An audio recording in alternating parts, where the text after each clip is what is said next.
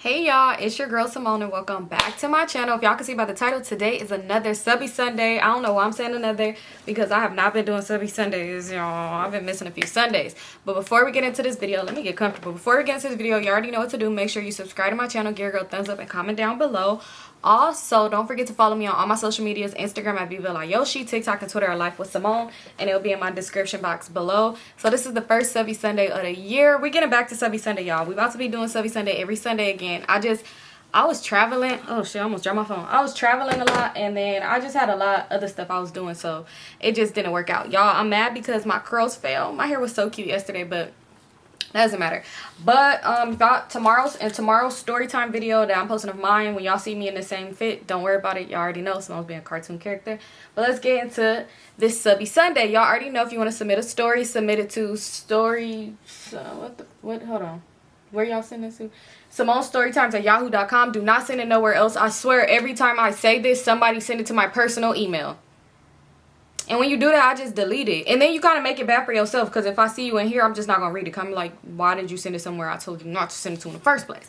But anyway, let's get into this story. So this one is titled My Ghetto Hood Love. I went way to the bottom. Damn, this one was in January of last year sent to me. I got 500 emails, y'all. So anyway, I realized I read that last story already. So this one is titled How a Jailbird Played Me. So let's see, because y'all, well, now I can't say we all, but if you deal with a man in jail, I'm pretty sure you got that jail talk and you got played by him. But anyway, let's get into it. So it says, Hey Symone, I love your story times and I am a huge fan of your channel. Here's my story about how I got played by a jailbird. This might be long and I apologize in advance. It's cool, girl. The longer, the better. So this all takes place in Louisiana around 2019. He was 17 at the time and I was 18. We first started texting in January but stopped communication after he showed up to my house with faded passion marks. Wait, what's faded passion marks? I don't know. Maybe that, I don't know. Let me finish. Around April, I got a DM from his Instagram account saying Nasty, fake name, that's his name, you'll see why, said, what's your number? So I sent my number and get a phone call from a jail phone. Bring me, I didn't answer the phone and then got a text saying that's Nasty calling you. Fast forward, we've been talking for a few months by then. Putting money on the phone, commissary, the whole 9 yards. I'm really being a down beep for this ninja, y'all know. Around September, the judge allowed him to be released for a day after his 18th birthday, and he'll finish out his sentence at a boot camp. Prior to him being released, his mom asked me for money to help bond him out, as well as a couple of dollars to get her car fixed. Y'all, they playing. I'm sorry, sis, but right there I would have knew they was playing me because I don't believe minors got bail. Okay, I gave her money, and as soon as this ninja got out, he totaled her car. Meanwhile, throughout all of this, he was cheating on me, but being me, dumb, and trying to change him, I stayed. Fast forward to 2020, we had our ups and downs the whole year with him being a liar and a cheater, even though we weren't officially together. But to his family, I was his girlfriend. The trouble starts in November. In November, I was lurking on his sister's Instagram, and she posted a story saying I have a niece or nephew on the way. But I didn't think anything of it. One day, we were on the phone. He was back in jail from December to February. I randomly told him, if you have a baby on me, I'm just going to leave you alone. We'll be done. I don't know why I said that. It literally just came out. And he went off. He was mad he was mad and just told me the baby don't have shit to do with me. Wait, what? Tell me the baby don't got shit to do with what me and you got going on, and hung up in my face. Here's where the drama starts. In March of 2021, I had a dream I saw a girl pregnant with a white dress on. Yet again, I ignored it. April rolls around, and it was literally 2 days after my birthday. My birthday is April 2nd, so this was on April 4th. I was lurking on one of his cousin's Instagram, and they posted some baby shower food, and yet again, I didn't think anything of it. I took a nap and woke up to videos of him and this female videos of him and his female best friend gender reveal. My heart literally broke in a million pieces. He was already blocked, but I unblocked him and sent him congratulations and blocked him again. Stupidly, 2 weeks later, I had intercourse with him 2 to 3 times, April 23rd to 24th and June 8th, which I regret so much. Come July comes around, I start to feel weird. My lady part felt like it was asleep, and it was constantly. I went to the doctor to get tested, and they told me I had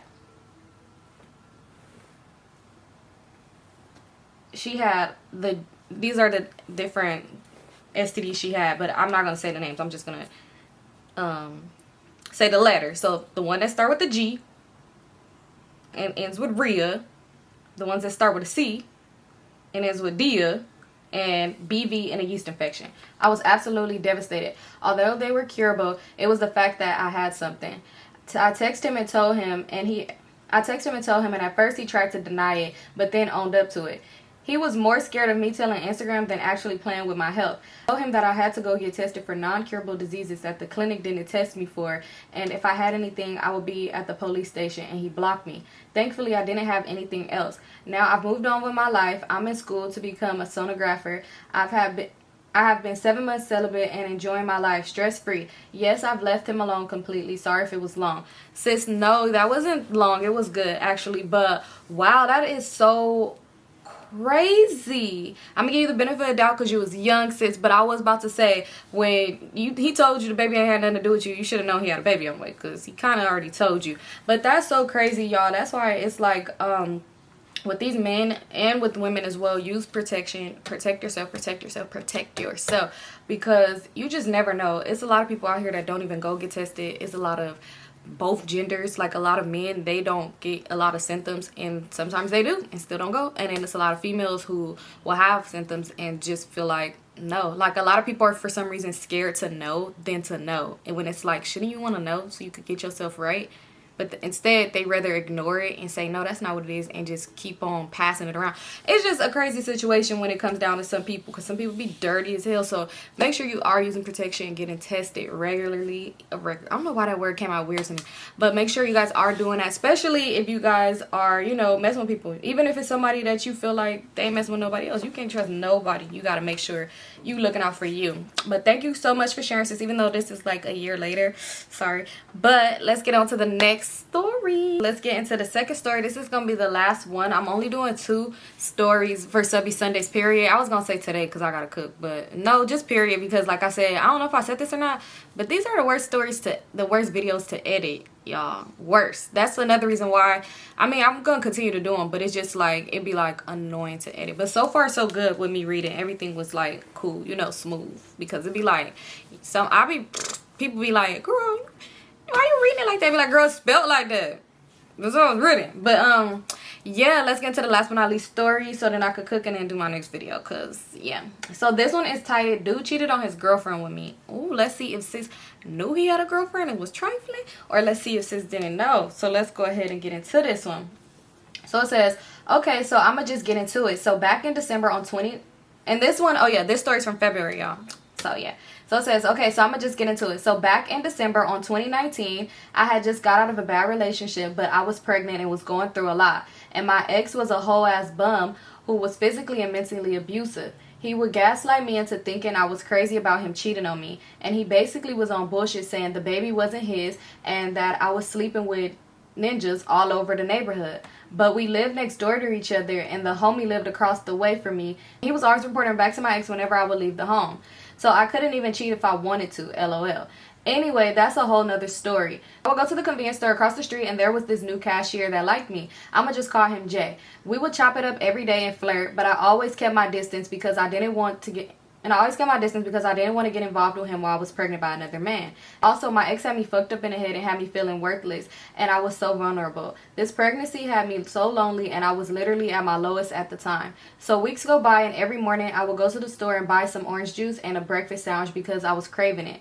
And I would just be up in there talking to Jay for like 20 minutes. Eventually, he asked me for my number, and I was very hesitant because, once again, I am pregnant and very vulnerable. But I gave it and thought it wouldn't be so bad to have someone to talk to since I'm lonely right now. So I gave him my number. He was always so sweet and would send me good morning texts, and I would still go up to the store to see him and just to talk. But I noticed that whenever it hit around 5 p.m., he would stop texting me, and I wouldn't get a response until the next morning. Red flag. Red flag for sure, because you ain't taking that long of a nap, Jay. You don't go to sleep at 5. So then like a week goes by and I'm taking a nap for a few hours, you know, because pregnancy would have me exhausted as fuck. And when I woke up, my phone was blowing up and it was a bunch of text messages from Jay and a few missed calls. Long story short, my ex had went up to the store, and that nigga likes to conversate with anyone about his business, and he basically was up in there talking shit about me to the cashier, including Jay, and was basically like, my ex is pregnant and she trying to pin the baby on me, but she a hoe, blah blah blah. And he even mentioned my name, so Jay was mad because I never mentioned to him that I was pregnant, which I know was messed up, but I was scared to say anything. Plus, I wasn't expecting us to be in no relationship. I was just lonely, and it felt nice to have someone to talk to since Max was talking shit about me and dogging me out to everyone in the neighborhood. So I started apologizing to Jay, and he explained the whole situation. He ended up forgiving me, and I also asked Jay if my ex knew that we were talking. He said nah, he ain't say nothing. I don't know why I was so scared of my ex finding out about me and Jay talking, but I guess I didn't want to give him a reason to be like, see, I knew that baby wasn't mine. You talking to another nigga, but you supposed to be pregnant by me. Or some shit like that. But whatever. So some shit went down with my ex to where I ended up moving away to live with my sister. Thank God, because my ex was threatening my life and shit. I was a little sad because I couldn't walk to the store anymore to talk to Jay. We were still texting. One thing I forgot to mention was Jay had 2 kids and 2 baby mamas, red flag number 2. Baby mama A, who he had a daughter with, lived in another state and he would go visit her sometimes. And I guess the baby mama B, who he had a son with, stayed in the same city as us, and he would get his son on his off days. So anyway, by this time we have been talking for a good month. And I'm not gonna lie, we met up a few times and I let him give me head. I know, so ghetto. But I refused to have sex with him while I was pregnant. Also, I had sent him a picture of my cooch. Ooh! LOL, shaking my head, horrible, I know. So anyways, I don't know why I chose to ignore this, but he would still stop responding to me at 5 p.m. and I wouldn't hit him up until the next morning. So one day he calls me and tells me that baby mama A died and he would be gone for a few days out of state so he could pick up his daughter. So of course I'm feeling bad, and I tell him to do what you gotta do. I'm here if you need me. A couple of days go by, maybe 3 or 4, and I don't hear from him. But I don't think nothing of it because I'm thinking he's busy and going through a lot. So then I get a call from a random number a couple of times, but I don't answer unknown numbers. But I got curious because it wasn't just a normal call. The number was trying to FaceTime me, so I text the number, and this is how it goes. Me, who is this? Them, this is Jay's sister. Me, no, with a question mark. Them, what? I'm confused. May I call you because something isn't adding up?